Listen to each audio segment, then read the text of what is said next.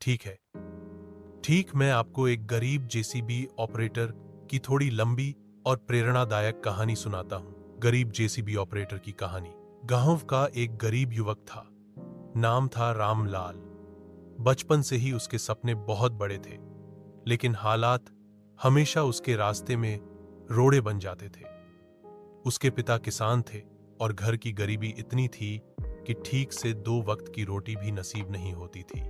रामलाल बचपन में ही पढ़ाई छोड़कर मजदूरी करने लगा, कभी ईंट भट्टे पर, कभी खेतों में। लेकिन उसके मन में हमेशा यह इच्छा रहती थी कि उसे कोई ऐसा काम मिले जिससे घर का गुजारा अच्छे से चल सके। एक दिन गांव में सड़क बनाने का काम शुरू हुआ और वहां एक जेसीबी मशीन आई। रामलाल की आंखों में चमक आ गई। वह रोज देर तक खड़ा होकर देखता कि मशीन कैसे मिट्टी खोदती है, पत्थर तोड़ती है और कितनी ताकतवर लगती है। धीरे धीरे उसका मन बनने लगा कि उसे भी जेसीबी चलानी है।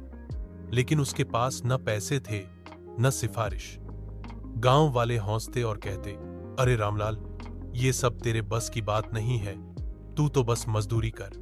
लेकिन रामलाल ने हार नहीं मानी। उसने मशीन के मालिक से दोस्ती की और रोज काम के बाद वह पास बैठकर देखने लगता कि लीवर कैसे चलते हैं। कई बार उसने झाड़ू लगाया, मशीन साफ की ताकि मालिक खुश हो और कभी उसे बैठने का मौका दे।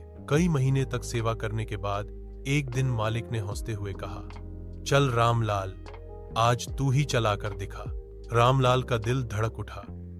उसने डरते डरते सीट पर बैठकर लीवर पकड़ा और जैसे ही उसने मशीन चलाई, सब लोग हैरान रह गए। उसे मानो पहले से ही पता था कि कैसे चलाना है। उस दिन से उसका सफर शुरू हुआ।